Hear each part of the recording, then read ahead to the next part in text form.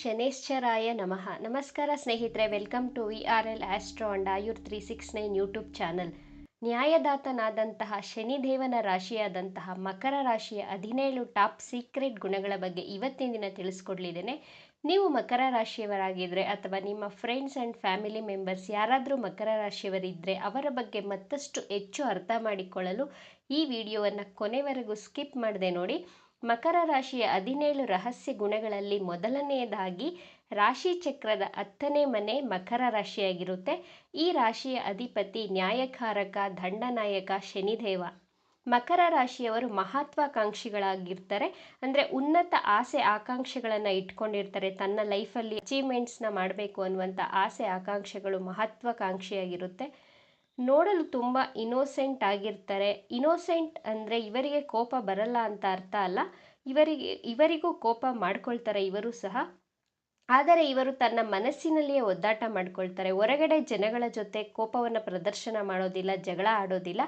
ತನ್ನ ಮನಸ್ಸಿನ ಭಾವನೆಗಳೊಂದಿಗೆ ಫೈಟ್ ಮಾಡಿ ಒದ್ದಾಡ್ತಿರ್ತಾರೆ. ತನ್ನ ಮನೆಯ ಸದಸ್ಯರ ಜೊತೆ ಜಗಳ ಆಡ್ತಾರೆ, ಬಟ್ ಹೊರಗಡೆ ಜನಗಳ ಜೊತೆ ಇವರು ಜಗಳ ಆಡೋದಕ್ಕೆ ಹೋಗೋದಿಲ್ಲ. ಎರಡನೇದಾಗಿ ಮಕರ ರಾಶಿಯವರು ಹಳೆಯ ಸ್ನೇಹಿತರನ್ನು ಮರೆಯೋದಿಲ್ಲ. ಹಳೆಯ ವಸ್ತುಗಳ ಬಗ್ಗೆ ಹೆಚ್ಚಿನ ಪ್ರೀತಿಯನ್ನು ಇಟ್ಕೊಂಡಿರ್ತಾರೆ. ಇವರು ಕಸದಿಂದ ರಸವನ್ನು ತೆಗೆಯುವಂತಹ ಕಲೆ ಇವರಲ್ಲಿ ಕಾಣಬಹುದು. ಅಂದರೆ ವೇಸ್ಟ್ ಥಿಂಗ್ಸ್ಗಳಿಂದ ಯೂಸ್ಫುಲ್ ಐಟಮ್ಸ್ಗಳನ್ನು ರೆಡಿ ಮಾಡುವಂತಹ ಇಡನ್ ಟ್ಯಾಲೆಂಟ್ ಇವರಲ್ಲಿ ಇರುತ್ತೆ. ಮೂರನೇದಾಗಿ ಮಕರ ರಾಶಿಯವರು ಹೊರಗಿನಿಂದ ತುಂಬ ಸೀರಿಯಸ್ ಆಗಿ ಕಾಣಿಸ್ತಾರೆ. ಇವರ ಔಟರ್ ಲುಕ್ ನೋಡಿದರೆ ಯಾರಾದರೂ ಇವರು ತುಂಬ ಗಂಭೀರ, ವೆರಿ ಸೀರಿಯಸ್ ಪರ್ಸನ್, ತುಂಬ ಆ್ಯಟಿಟ್ಯೂಡ್ ಅನ್ನಿಸ್ತಾರೆ. ಬಟ್ ಮನಸ್ಸಿನಿಂದ ತುಂಬ ಒಳ್ಳೆಯವರಾಗಿರ್ತಾರೆ, ಡೌನ್ ಟು ಅರ್ತ್ ಆಗಿರ್ತಾರೆ ಪೀಪಲ್ ಇವರು. ತಮ್ಮ ಭಾವನೆಗಳನ್ನು ಸುಲಭವಾಗಿ ವ್ಯಕ್ತಪಡಿಸೋದಿಲ್ಲ, ತನ್ನ ಫೀಲಿಂಗ್ಸ್ನ ಬೇಗ ಎಕ್ಸ್ಪ್ರೆಸ್ ಮಾಡೋದಿಲ್ಲ ಯಾರ ಮುಂದೇನು.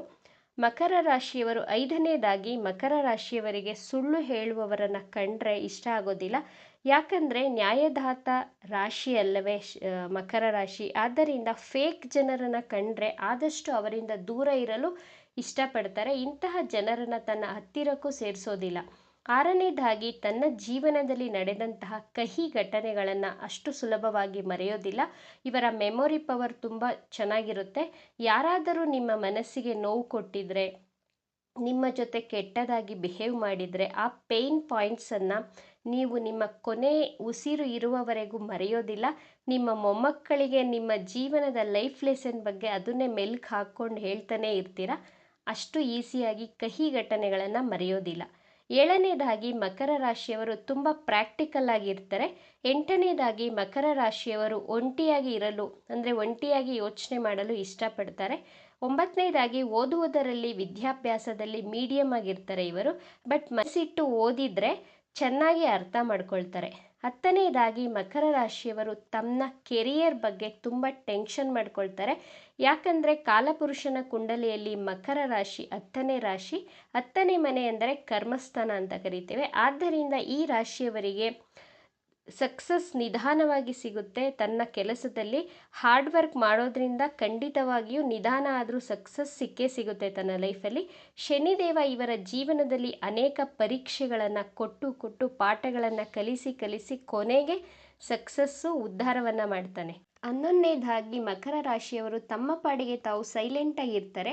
ಯಾರಾದರೂ ಇವರ ತಂಟೆಗೆ ಬಂದರೆ, ಇವರಿಗೆ ತೊಂದರೆ ಕೊಟ್ಟರೆ ಅವರನ್ನು ಸುಮ್ಮನೆ ಬಿಡೋದಿಲ್ಲ. 12ನೇದಾಗಿ ಮಕರ ರಾಶಿಯವರಿಗೆ ತನ್ನ ಸ್ಕೂಲ್ನಲ್ಲಿ ಫ್ರೆಂಡ್ಸು ಅಥವಾ ದೊಡ್ಡವರಾದ ಮೇಲೆ ಇವರ ವರ್ಕಿಂಗ್ ಪ್ಲೇಸಲ್ಲಿ ಜೊತೆಲಿರುವಂತಹ ವ್ಯಕ್ತಿಗಳು ತುಂಬ ಪಾಲಿಟಿಕ್ಸ್ ಮಾಡ್ತಾರೆ. ಇವರಿಗೆ ತೊಂದರೆಗಳು ಕೊಡ್ತಾನೆ ಇರ್ತಾರೆ. 13ನೇದಾಗಿ ಇವರಿಗೆ ಹಲ್ಲಿನ ತೊಂದರೆ, ಹೊಟ್ಟೆಗೆ ಸಂಬಂಧಿಸಿದಂತಹ ತೊಂದರೆ, ಸರ್ವಿಕಲ್ ಪೇಯ್ನ್, ಈ ರೀತಿ ತೊಂದರೆಗಳು, ಕಣ್ಣಿಗೆ ಸಂಬಂಧಿಸಿದಂತಹ ತೊಂದರೆಗಳು ವಯಸ್ಸಾಗ್ತಾ ಕಾಣಿಸ್ತಾ ಹೋಗುತ್ತೆ. 14ನೇದಾಗಿ ಮಕರ ರಾಶಿಯವರಿಗೆ ಕೂದಲು ಉದುರುವ ಸಮಸ್ಯೆ, ಸ್ಕಿನ್ ರಿಲೇಟೆಡ್ ಪ್ರಾಬ್ಲಮ್ಸ್ ತನ್ನ ಆರೋಗ್ಯದ ಬಗ್ಗೆ ಅತಿ ಹೆಚ್ಚು ಚಿಂತೆಯನ್ನು ಉಂಟು ಮಾಡುವಂತೆ ಮಾಡುತ್ತೆ. 15ನೇದಾಗಿ ಮಕರ ರಾಶಿಯವರಿಗೆ ಫ್ರೆಂಡ್ಸ್ ತುಂಬ ಕಡಿಮೆ, ಲಿಮಿಟೆಡ್ ಫ್ರೆಂಡ್ಸ್ ಸರ್ಕಲ್ ಇಟ್ಕೊಂಡಿರ್ತಾರೆ. ರಿಲೇಟಿವ್ಸು ಅಷ್ಟೇ ಬಹಳ ಕಡಿಮೆ, ಲಿಮಿಟೆಡ್ ಅಂದರೆ ಕಡಿಮೆ ಮಾತನಾಡ್ತಾರೆ. ಎಲ್ಲರ ಜೊತೆ ತುಂಬ ಬೆರೆಯೋದಕ್ಕೆ ಇಷ್ಟ ಆಗೋದಿಲ್ಲ, ತುಂಬ ಕಡಿಮೆ ಮಾತನಾಡುವವರಾಗಿರ್ತಾರೆ ಇವರು. 16ನೇದಾಗಿ ಮಕರ ರಾಶಿಯವರಿಗೆ 30ರಿಂದ 32ನೇ ವಯಸ್ಸಿನಲ್ಲಿ ತನ್ನ ಜೀವನದಲ್ಲಿ ಪಾಸಿಟಿವ್ ಬದಲಾವಣೆಗಳನ್ನು ಕಾಣ್ತಾರೆ. ಫೈನಾನ್ಷಿಯಲಿ ತನ್ನ ಜಾಬಲ್ಲಿ ಸಕ್ಸಸ್ ಮತ್ತು ಗ್ರೋತನ್ನು ಕಾಣ್ತಾರೆ. 17ನೇದಾಗಿ ಮಕರ ರಾಶಿಯವರು ಬಹಳ ಡೀಪಾಗಿ ಯೋಚನೆ ಮಾಡ್ತಾರೆ.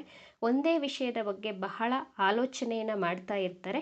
ಇವಿಷ್ಟು ವಿಚಾರಗಳು ಮಕರ ರಾಶಿಯವರ 17 ಟಾಪ್ ರಹಸ್ಯ ಗುಣಗಳಾಗಿತ್ತು. ಈ ವಿಡಿಯೋ ನಿಮಗೆ ಇಷ್ಟ ಆಗಿದೆ ಅಂತ ಭಾವಿಸ್ತೇನೆ. ಇಷ್ಟ ಆಗಿದ್ದರೆ ನಮ್ಮ ಚಾನಲನ್ನು ತಪ್ಪದೇ ಸಬ್ಸ್ಕ್ರೈಬ್ ಮಾಡ್ಕೊಳ್ಳಿ.